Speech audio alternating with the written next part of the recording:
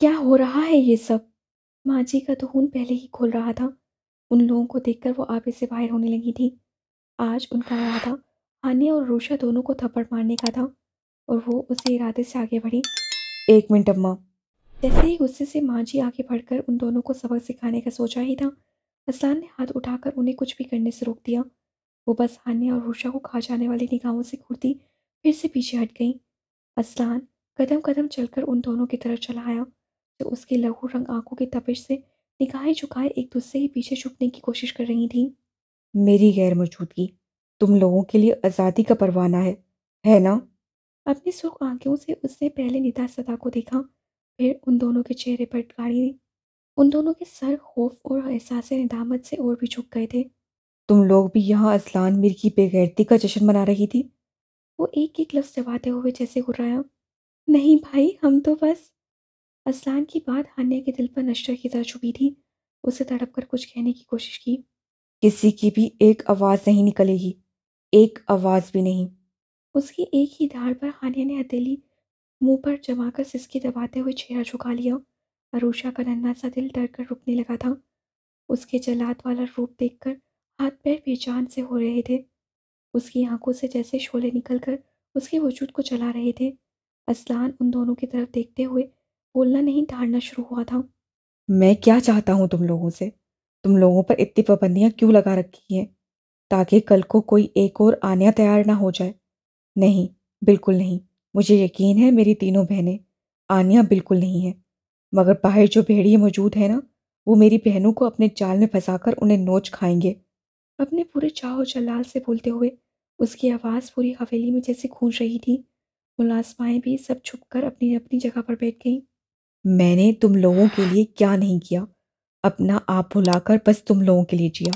अपना बचपन भुलाकर बस तुम लोगों के लिए एक मजबूत मर्द बनना, ताकि कोई मेरी इज्जत, मेरे नामोस पर हाथ ना डाल सके। मेरी माँ, मेरी चाची, सबने जो कहा वो सब अजलान मीर ने किया। फिर भी तुम लोगों को यही लगता है कि अजलान मीर जालिम है, जल्लाद है, हर जज्बात से खाली एक पत्थर है। उसकी आवाज़ गम और गुस्से से फट सी गई थी। माँ जी बहुत ही बेबसी से अपने बेटे के सुर्ख होते चेहरे को देखते हुए उसे बोलते सुन रही थी।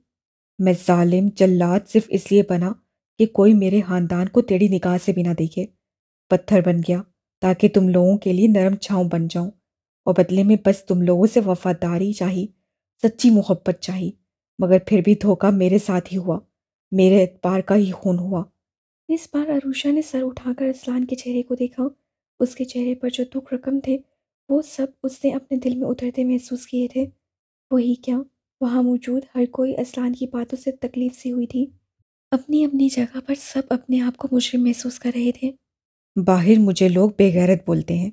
मैं कैसे सबको फेस करता हूँ, किसी को कोई अंदाजा भी नहीं है। 1 मिनट में चाहूँ तो अपनी बेइज्जती का बदला इससे ले सकता हूँ। कोई कुछ नहीं बिगाड़ सकता मेरा। मगर बस आप लोगों के लिए मैंने खामोशी इख्तियार की है, और बदले में मेरे अपने मुझसे आज़ादी चाहते हैं। वाह! इस बार उसे जख्मी हंसी के साथ अपना सर झटका था। सबके दिल पर आड़ी चली थी। असलान ऐसा नहीं है मेरे लाल। इस बार अम्मा जान ने कुछ कहना चाहा। नहीं अम्मा जान, कुछ मत कहें। मुझे कहने दें जो मैं कहना चाहता हूँ। एक बार फिर उसने सख्ती से उन्हें मना किया तो वो साकित सी हो गई। तुम लोगों को लगता है मैं जल्लाद हूँ, तुम लोगों पर पाबंदियां लगाई हैं? तो ठीक है, तुम लोगों को ऐसा लगता है तो ऐसा ही सही। मुझे अपनी बहनों को दुनिया की गंदी निगाहों से महफूज रखना है, तो मैं इसी तरह से रखूंगा। तुम लोगों पर तब तक कोई पाबंदी नहीं हटेगी जब तक तुम लोग इज्जत से इस घर से रुखसत नहीं हो जाओ। अब मैं कोई और दाग बर्दाश्त नहीं कर सकता, समझी तुम लोग? एक बार फिर वो उन चारों से धाड़ कर बोला था। वो चारों सहम कर सर झुका गई। सुन लिया सबने? कान खोलकर। इस घर में सिर्फ अजलान मीर का हुक्म चलेगा, सिर्फ अजलान मीर का। वो इस बार उसी तरह से डांटते हुए म्यूजिक प्लेयर को उठाकर जमीन पर फेंक चुका था। अरुषा का दिल जोर जोर से कांप रहा था। आज वो फिर से वही जल्लाद लग रहा था, जैसे शादी वाले दिन लगा था। अजलान की निगाहें सबके झुके सर से होते हुए कांपती लरजती अरुषा पर ठहर गईं। और तुम? कुछ और कहने की ख्वाहिश ने बस अपने लब भींच लिए। अपनी बहनों के सामने वो कोई भी नाज़ेबा अल्फाज इस्तेमाल नहीं कर सकता था। इससे बस उसका बाजुदा पूछ लिया। अरुषा का दिल उछल कर हलक में आ गया। उससे खौफजदा निगाहों से उसे देखा। वो आंखों में खौफ भरे उसकी तरफ देख रहा था। एक ही झटके से उसके बाजू में अपनी उँगली काटते हुए वो उसकी रूह फना कर रहा था। उसके बाजू पर अपनी गिरफ्त मजबूत करते हुए वो उसे घसीटता हुआ लेकर वहाँ से जा चुका था। उनके पीछे ऐसा सकूत छाया हुआ था जैसे कोई जिंदा नफूस वहाँ मौजूद ही ना हो। असलान उसे इस तरह से घसीटते हुए रूम तक लाया था।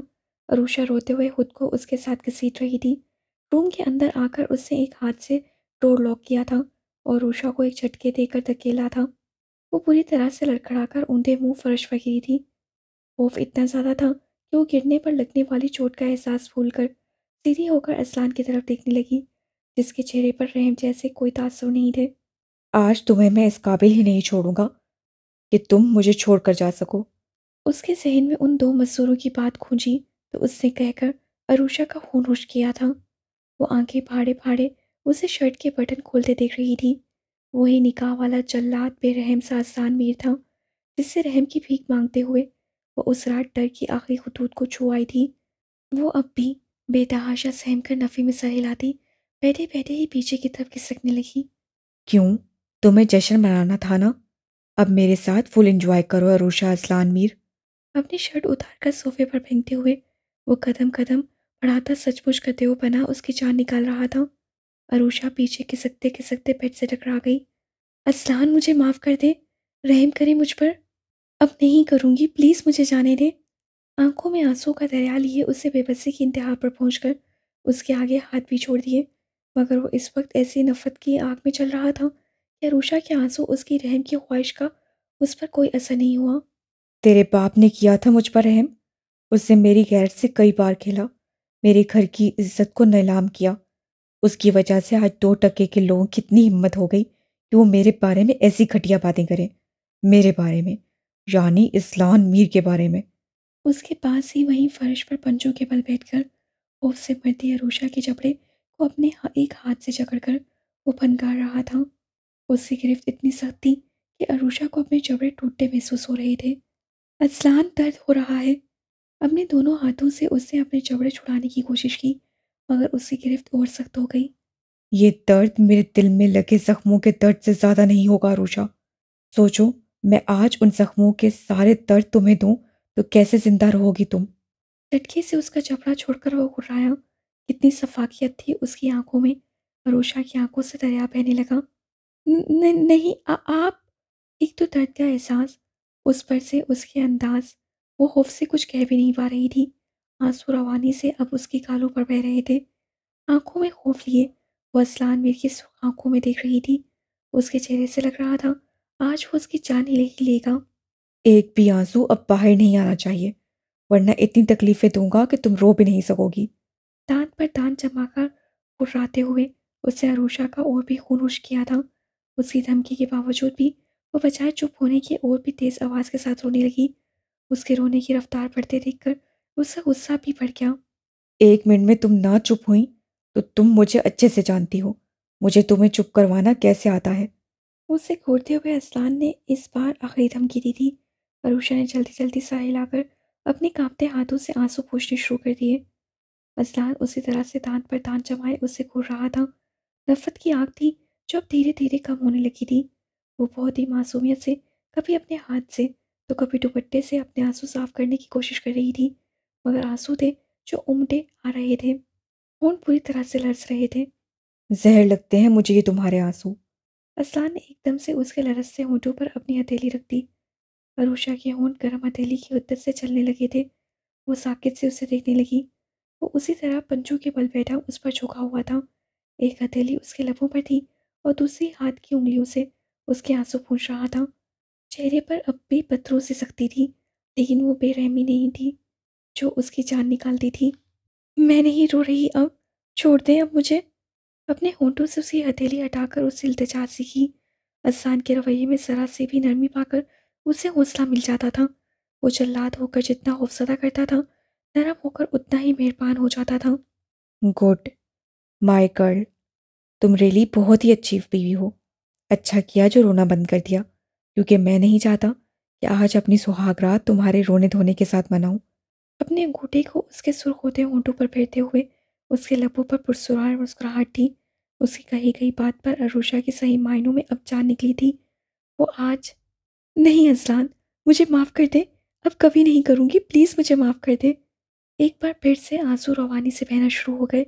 वो रोते हुए अपने लबों पर फिरते उसके अंगूठे को अपने हाथों में जकड़ चुकी थी। कहा ना रोना बंद करो, ज़हर लगते हैं मुझे ये आँसू, अब तभी रोना। अपनी बात अधूरी छोड़कर उसे आंख मार चुका था, साथ ही उस पर झुका भी था। अरूषा ने उसे जोर से धक्का देकर उसके चंगुल से निकलना चाहा। माय बेबी गर्ल, क्यों वो काम करती हो जो तुम्हारे बस का नहीं? वो उसका मजाक उड़ाता एक ही झटके में उसे अपने बांसुओं में भरकर उठाकर खड़ा हो गया। वो लाख हाथ पैर पटकती, मगर उसे बेड पर फेंककर उसके भागने से पहले ही तेजी से अरूषा के इर्द गिर्द अपने दोनों घुटने बिस्तर पर टेक कर उसे पूरी तरह से अपनी कैद में ले चुका था वो। छोड़ दे, प्लीज छोड़ दे। अरूषा ने अपनी आखिरी कोशिश करते हुए उसके फुलादी सीने पर अपने हाथ टेक कर उसे परे धकेलना चाहा। पहाड़ों का दम नहीं कि अज़लान मीर को पीछे हटा लें, तो तुम्हारी क्या औकात है माय वाइफ? टबू पर इस्तसाइया मुस्कुराहट के साथ अरूषा के दोनों हाथों को अपने दोनों हाथों में जकड़कर उसने वहीं बिस्तर पर टेक दिया। उसे खुद पर झुकते देखकर अरूषा ने अपनी आंखें मीच लीं। वो नहीं नहीं करते, वो अपनी गर्दन इनकार में घुमा रही थी। असलान उसके चेहरे पर झुकते हुए उसके सुस्त चेहरे को देखा। क्या नहीं था वहाँ? बेबसी, लाचारी, डर, जबरदस्ती का एहसास और जबरदस्त एहतजाज। बंद पल के शर्म से नहीं, डर से कांप रही थी। बेतहाशा सुर्ख होते कटाव दार लब मोहब्बत से लबरेज होकर नहीं, मजबूरी के एहसास से लरस रहे थे। वो सरापा एहतजाज थी। एकदम से उससे अपने सीने में अलाव जलते महसूस किए थे। अज़लान मीर तुम्हारे बाप जैसा हवस परस्त नहीं, जिसने जिस्म की चाह में दूसरों की नामोस पर भी हाथ डाल दिया।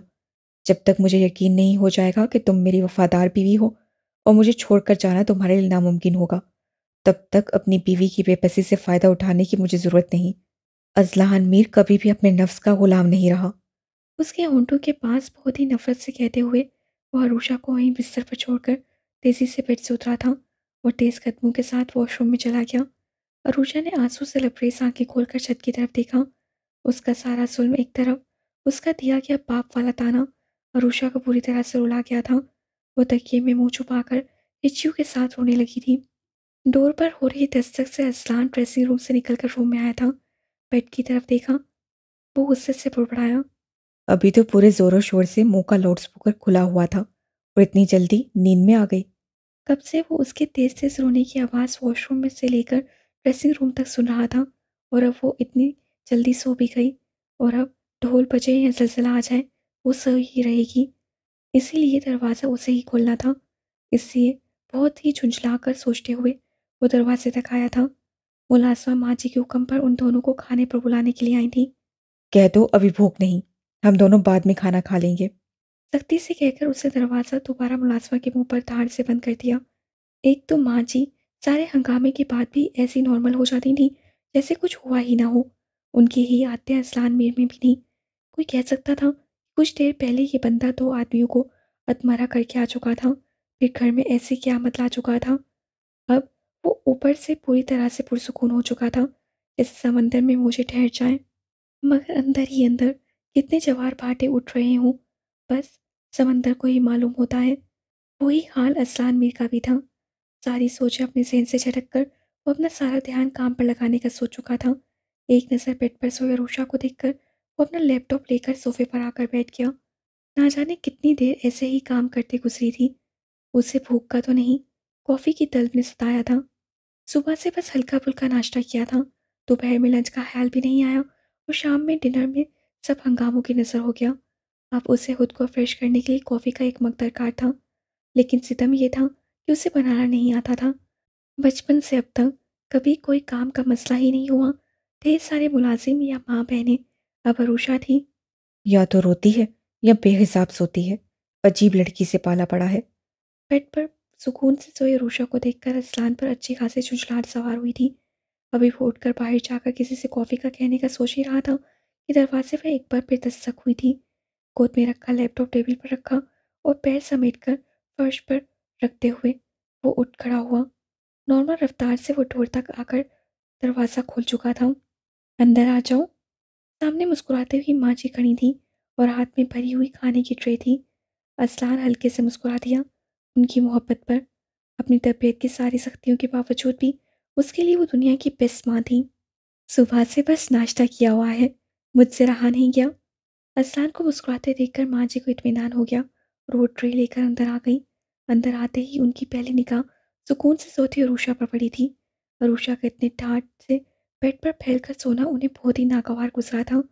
उन्होंने तो कुछ और ही सोचा था, मगर जिस अंदाज और जिस सुकून से वो सोई हुई थी, सब बता दे रही थी। वो धीरे धीरे चलती सोफे तक आ गई। असलान उनके पीछे पीछे चलता आकर सोफे पर बैठ गया। माँ जी ने ट्रे टेबल पर रखकर उसके बराबर ही जगह संभाल ली। थैंक्स माँ। सच में कॉफ़ी की बहुत तलब हो रही थी। ट्रे में एक तरफ रखे कॉफ़ी के मग को देखकर असलान तशक्कुर से कहता, कॉफ़ी का मग उठाने लगा। पहले खाना खा लो, बाद में पी लेना। उन्होंने फौरन टोकते हुए कॉफ़ी का मग उसके हाथ की पहुंच से दूर करना चाहा। मुझे भूख नहीं, बस कॉफ़ी लूँगा, खाना नहीं। नरमी से उनका हाथ अपने हाथों से हटाकर उससे ट्रे से कॉफ़ी का मग उठा लिया। दो चार लुकमे तो खा लो, सुबह से कुछ नहीं खाया है। उन्होंने इसरार किया। असलान के चेहरे को देखते हुए वो बहुत फिक्रमंद थी। अभी दिल नहीं कर रहा, लेकिन ट्रे यहीं रहने दे। अरूषा उठकर खा लेगी। डिनर नहीं किया है उसने और उसे कुछ ज़्यादा ही भूख लगती है। वो सादगी से कहता कॉफ़ी का मग लबों से लगाकर घूंट घूंट हलक में उतारने लगा। ज़्यादा सर पर चढ़ाने की ज़रूरत नहीं इसे। महारानी उठकर खा लेंगी जाकर खुद किचन में। उनका लहजे में खालिस सांसों वाली जलन की बू महसूस करके असलान के होंठों पर बहुत मदम से मुस्कुराहट रिंग गई, जिसे उससे मग लबों से लगाकर छुपाना चाहा, लेकिन वो असलान की माँ थी। वो मुस्कुराहट उनसे छुपी नहीं रही थी। ये मत सोचो कि मैं सास की तरह सोच रही हूँ। उन्होंने बेटे की गलतफहमी दूर करनी चाही। मालूम है। उनके चेहरे को देखते हुए असलान ने मुस्कुराकर एक बड़ा सुकून भरा। असलान, तुम जानते हो, मुझे इस लड़की से कोई बर्खाश नहीं। इसे दिल से कबूल किया है, मगर इसे बेटी की तरह तब चाहूंगी जब वो मेरे बेटे के चेहरे पर सच्ची खुशियां ला देगी। माँ जी बेट की तरफ देखती बहुत ही संजीदा थी। उन्हें अरूषा से बहुत उम्मीदें थीं, मगर आज असलान का वो रूप देखकर उन्हें बहुत अफसोस हुआ था कि वो अपने शोहर का दर्द तक बांट नहीं सकी। वो एक माँ थी और एक माँ ही की तरह अपनी औलाद का सोच रही थी। असलान ने गहरी सांस लेते हुए हाथ में लिया हुआ मग टेबल पर रख दिया और उसी मग पर निगाहें गाड़े हुए वो आहिस्ता आवाज से बोला। आपके बेटे के नसीब में शायद खुशियाँ नहीं माँ। कॉफी के मग पर अपनी उंगलियां फेरते हुए बहुत ही संजीदा हो गया था। उसके चेहरे पर छाई दुख की लकीरें माँ जी तड़प सी गई। एक हाथ लगा दूंगी फिर ऐसा कहा तो इंशाल्लाह देख लेना, सारी दुनिया की खुशी तुमको मिलेगी। ये एक माँ की दुआ है। उन्होंने कहने के साथ साथ उसका चेहरा थामकर चौड़ी पेशानी पर बोसा दिया था। असलान खुद को पुरसकून महसूस करने लगा। सच कहा किसी ने, माँ की सच्ची मोहब्बत के आगे सारी दुनिया की मोहब्बतें भी की हैं। माँ जी ने प्यार से उसका शाना सहलाकर कहा, सब ठीक हो जाएगा, बस तुम अपना हक जिताओ, उससे औलाद की बेड़ियां पहना दो, देखना बस तुम्हारी हो जाएगी। मुझे ज़बरदस्ती नहीं करनी अरूषा पर। जब तक मेरा यकीन कायम नहीं हो जाएगा तब तक। हसन ने बात अधूरी छोड़कर कॉफ़ी का मग फिर से लबों से लगा लिया। बीवी है वो तुम्हारी, इतनी नरमी अच्छी नहीं होती। एक बार ऐसी गलती कर चुके हो, दोबारा फिर से वही गलती मत दोहराओ असलान। अम्मा जी तलखी से बोली तो असलान ने होंठ भींच लिए। चेहरा सख्त हो गया। माँ प्लीज़ चेंज दिस टॉपिक। उनसे वो बदतमीजी नहीं कर सकता था, इसलिए असलान ने थोड़ा रुखाई से कहते हुए मौजू बदलना चाहा। असलान, 6 माह से देख रही हूँ तुम दोनों अजनबियों की तरह रह रहे हो, या मुझे बेवकूफ़ समझा हुआ है। आज जैसे वो एक हतमी फैसला करके आई थी, उसे समझा कर ही दम लेंगी। वो मौजू छेड़ा जो असलान को सख्त नागवार लगता था। तो क्या करूँ? पहले ही एक औरत ने मेरे दिल को पत्थर बना दिया है। अब दूसरी औरत के साथ ज़बरदस्ती करके हैवान बन जाऊँ? क्या भूल गई शादी वाले दिन क्या हुआ था? असलान इस बार कॉफ़ी का मग टेबल पर पटक कर सोफे से उठ गया। अपने ट्राउज़र के पॉकेट में हाथ डालकर वो रुख मोड़ कर खड़ा हो गया। मुझे कोई एतराज़ नहीं, तुम चाहे जो सलूक इसके साथ करो। क्या वो उसकी मोहब्बत में इतनी सफाक हो गई हैं? इस बार असलान ने मुड़कर ताज्जुब से अपनी माँ को देखा। असलान की आंखों में अपनी बात से उभरने वाली हैरत देखकर वो सोफे से खड़ी हो गई। मत भूलो असलान, वो हमारी दुश्मन की बेटी है। वो उस इंसान की बेटी है जिसने। इस बार वो बहुत नफरत से अपनी बात अधूरी छोड़कर बेड की तरफ देखने लगी। आरुषा की मासूमियत पर वो दिल में उसे चाहती थी, मगर जो उसके बाप ने किया, कभी कभी वो सब भूल जाती थी, शायद अभी तक उन दोनों की बेरंग इजवाज़ी ज़िंदगी देखकर। माँ वो उसकी बेटी थी, अब नहीं है। अब वो मेरी बीवी है, मेरी इज़्ज़त, इस घर का फ़र्द। आप उसे दुश्मन की बेटी ना समझें। अरूषा को असलान मीर की बीवी के तौर पर ही देखें बस। असलान ने हाथ उठाकर कतई तौर पर उन्हें समझा दिया था कि दोबारा वो ऐसी बात कभी ना करे। असलान, मैं बस इतना चाहती हूँ तुम्हारी सारी खुशियाँ मिले, मेरे आंगन में मेरे पोते पोतियाँ खेलें। माँ जी ने इस बार नर्म होकर खड़े होकर असलान का हाथ थामा। माँ, ये सब छोड़े, जो जैसा चल रहा है वैसा चलने दे। असलान ने उनका हाथ थामकर दोबारा उन्हें सोफे पर बिठाकर खुद भी उनके पास बैठ कर गया। आपको कौन सा डर है?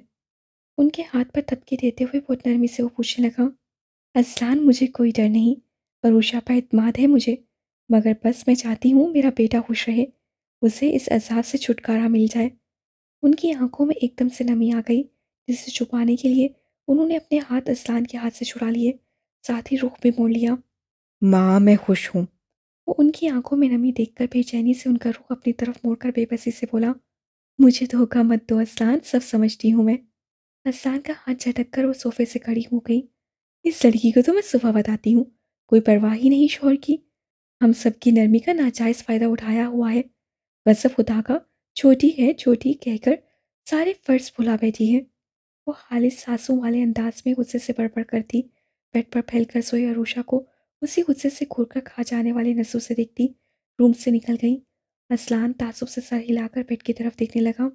ये तुम्हारा ही कसूर है, इसमें मैं कुछ नहीं कर सकता। अपने कंधे झटक कर दोबारा लैपटॉप उठा चुका था। अब माँ जी के गुस्से से अरूषा को कोई नहीं बचा सकता था। वो कह चुकी तो क्लास तो लेकर ही रहेंगी। सोते सोते भी भूख का एहसास इतना ज़्यादा हुआ था कि अरूषा एक झटके से उठकर बैठ गई। मैंने खाना नहीं खाया था, ऊंची आवाज़ से बोलकर अपने पेट पर हाथ रखकर उससे फ़ौरन इधर उधर निगाह दौड़ाई, जैसे चारों तरफ उसके लिए कुछ न कुछ खाने के लिए रखा होगा। ज़हन पर जोर डाला कि आज उससे डिनर क्यों नहीं किया था। खाना रखा है, आकर खा लो। असान की संजीदा आवाज़ पर अरूषा ने गर्दन मोड़कर सोफे की तरफ देखा। वो आराम से लैपटॉप गोद में रखे अपने पाँव टेबल पर फैलाए बहुत ईजी होकर बैठा था। अरूषा को उसकी शक्ल देखते ही सब याद आ गया, मगर एक तरफ टेबल पर रखी खाने की ट्रे ने गमगीन होने से रोक दिया। खाना देखकर अरूषा की आंखें चमक गईं। वाह, मुआवजा हो गया, खाना यहीं रखा मिल गया, किचन तक जाना नहीं पड़ेगा। खुशी से सोचती वो खुद पर से कंफर्टर फेंकती बेड से उतरी थी। पैरों में स्लीपर भी पहनने की सहमत गवारा नहीं हुई थी उसे। नंगे पाँव वो सोफे की तरफ बढ़ी। वो सब भूल गई। खाने के आगे असलान का डर भी कुछ नहीं था। उसे खुशी से सरशार पास आता देखकर असलान ने मुंह बनाया था। असलान जानता था रूषा को दो ही चीज़ों से इश्क था, एक बिला वजह के रोने धोने से और दूसरे खाने से। खाने के पीछे तो उसकी जान जाती थी। कोई भी सिचुएशन हो, जैसे भी हालात हो, मैडम को भूख लग जाती थी और उस सिचुएशन में आराम से गले तक ठूंस कर खा लेती थी। असान कभी कभी सोचता था वो इतना खाना लेकर कहाँ जाती है। जिस हिसाब से वो खाती थी उस हिसाब से नाजुक सी ही थी। खाने की खुशी में दुपट्टे से बेनियाज वो मुसलसल असलान की निगाहों का मरकज बनी हुई थी। खाना कौन लाया? कुछ घंटों पहले की सारी तकलीफें और असलान का सारा गुस्सा मिलाए वो बेहद खुशी से सोफे तक आ गई। बड़े चाव से ट्रे देखते हुए असलान से पूछा। तुम्हारे फरिश्ते। बोलकर उससे अपनी निगाहें उसके सरापे से हटाकर लैपटॉप पर जमा ली। असलान के तंज पर अरूषा ने दिल में उसे गालियों से नवाजा था, मगर अभी खाना खाना था, इसलिए अपनी खुशी खत्म नहीं की। बेतहाशा कुर्सी से झुककर भरी हुई ट्रे उठाई। कहाँ? यहीं बैठो और मुझे भी खिलाओ। कुछ तो फर्ज निभाओ अपना। वो ट्रे लेकर बेड की तरफ जाने का इरादा कर रही थी कि देव ने लैपटॉप से निगाह हटाकर उसे देखते हुए ऑर्डर दे दिया। आपने नहीं खाया? क्या कमाल की मासूमियत थी। असलान चल ही गया। ये खाना मेरे लिए ही आया था और अभी तक वैसे ही पड़ा हुआ है, तो इसका मतलब अभी तक नहीं खाया। खूब चबा चबा कर बोलते हुए उसने अरूषा को पूरी तरह से घूरना भी शुरू किया था। अच्छा, उसकी मरी मरी आवाज़ निकली थी। बहुत ही बेदिली से ट्रे फिर से टेबल पर रख दी। मगर ये तो ठंडा हो गया है, आप तो नहीं खाते ठंडा खाना। अरूषा ने एक नया बहाना तलाश कर उसकी तरफ इस उम्मीद से देखा कि वो इनकार कर दे। कोई कहेगा ये लड़की मुझसे डरती है। इधर नरम पड़ा, इधर इसकी जबान चली। असान दिल में सोचकर दांत पीस कर रह गया। आज ठंडा खाना खा लूंगा, तुम खिलाओ तो। पूरी ट्रे भरी है, 2 लुक़्मे खा लूंगा तो कम नहीं पड़ेगा। असान के दबकर कहने पर अरूषा शर्मिंदा सी हो गई। वो तो बस बेड पर जाकर खाना चाहती थी। देव ने बुक्कड़ ही समझ लिया। कोई चारा ना पाकर वो एक तरफ सोफे पर उससे अच्छे हाथ से फासला बनाकर सिमट कर बैठ गई। उसके लिए प्लेट में खाना निकाल कर बढ़ाया था।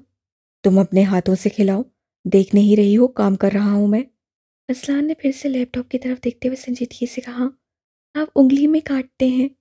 ना चाहते हुए अरूषा की जुबान से शिकवा फिसला तो वो झील सी गुलाबी होती हरी नजरों का मासूमाना सा देखना असलान के दिल को नरम कर गया।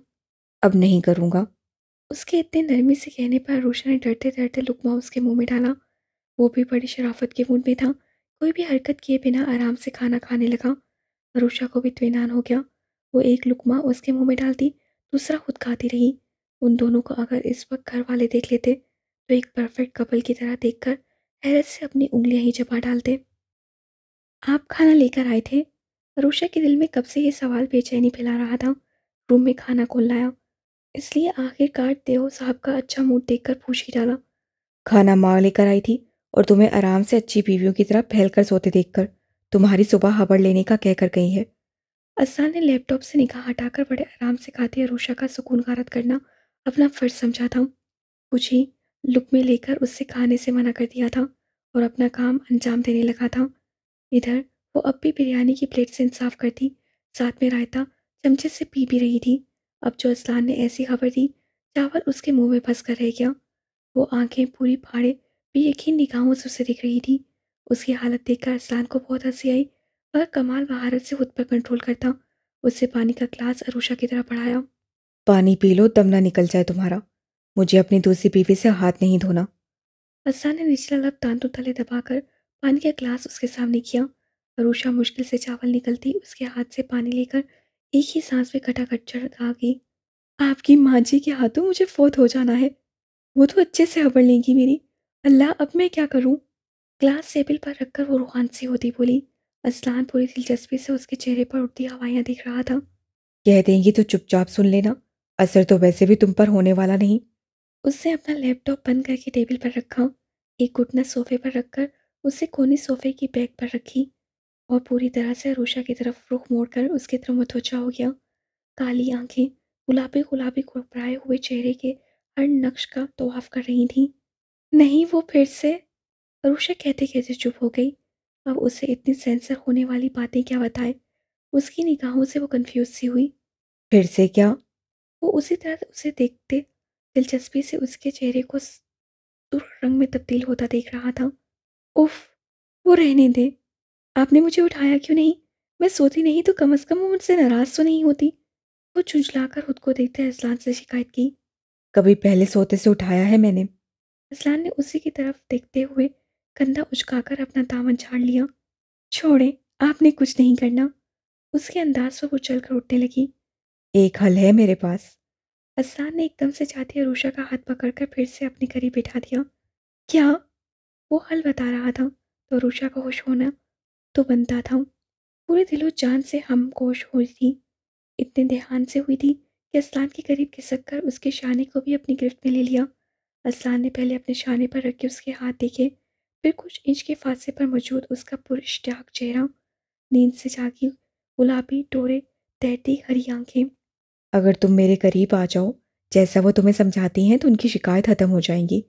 असलान ने उसके कान के पास झुकते हुए सरगोशी की थी। सिर्फ सरगोशी नहीं की थी, वहां अपने लब भी रख दिए थे। पहली बार अरूषा के कानों से डरकर नहीं शर्म से धुआं निकला था।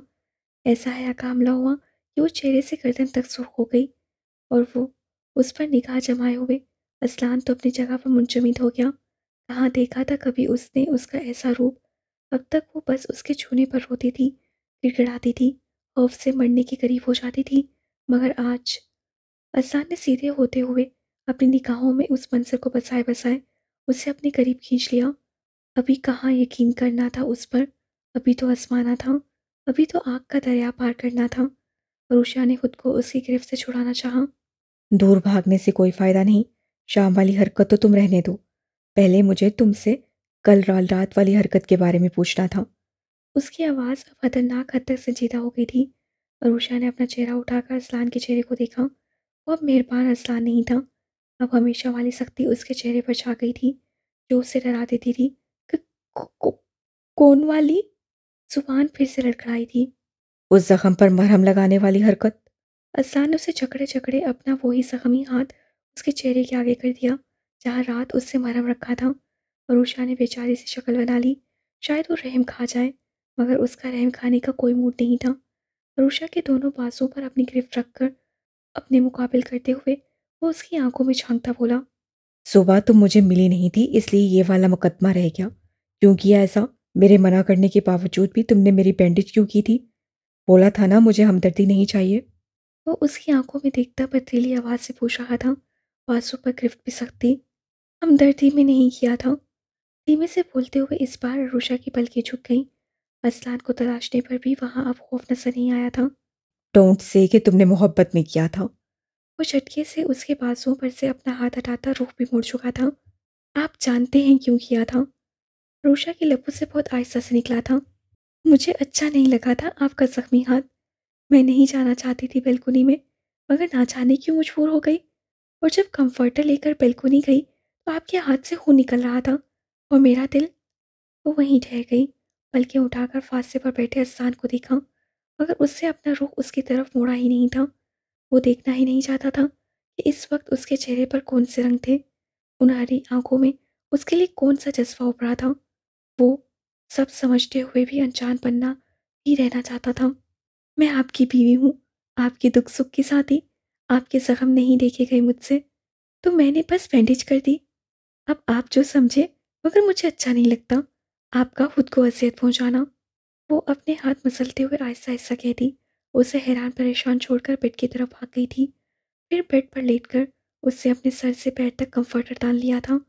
इधर सोफे पर अरसलान अब भी हैरान सा वहीं बैठा था। फिर सर झटक कर वहीं सोफे पर लेटकर सोने की कोशिश करने लगा। आज उससे बेड पर सोने की गलती नहीं की।